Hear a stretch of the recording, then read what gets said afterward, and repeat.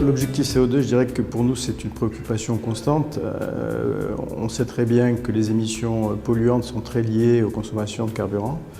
Et il était donc naturel de relier les deux, consommation et pollution, pour faire diminuer les deux de façon concomitante.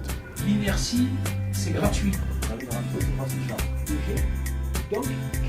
Donc on fait une formation obligatoire qui est la FCO chaque 5 ans au sein de l'entreprise. Donc j'insiste vraiment sur la conduite économique, ce que ça peut jouer sur les pneumatiques, sur les freins, les coûts de gasoil, ce que ça peut représenter pour une entreprise de transport, les rejets de CO2 aussi qui nous sont très importants parce que nos chargeurs nous les demandent.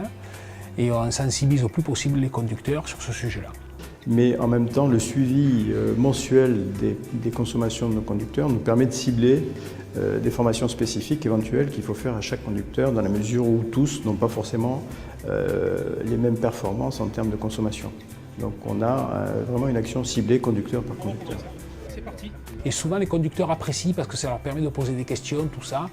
Quand ils sont en groupe, là on fait des groupes de 5 conducteurs, souvent ils n'osent pas poser des questions. Quand on part en individuel, c'est différent. Vous voyez, l'approche n'est pas la même.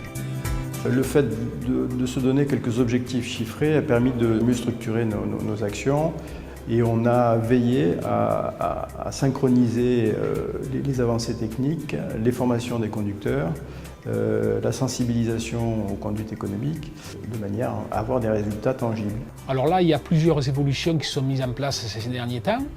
Maintenant, l'entreprise, on généralise le start-up sur les véhicules, c'est-à-dire que le moteur, dès qu'il tourne plus de 2 minutes, véhicule à l'arrêt, il s'arrête seul. Parce qu'un moteur au ralenti chaud consomme environ 3 litres de carburant à l'heure, vous voyez. Alors, tout ça tourne quelques minutes par-ci, quelques minutes par-là, à la fin de la journée, ça fait vite une demi-heure de carburant qui s'envole en fumée pour rien du tout. La rigueur qui a été mise en place et le suivi très précis de nos conducteurs nous a certainement apporté des résultats probants. Et d'ailleurs, on commence à le mesurer de façon sensible.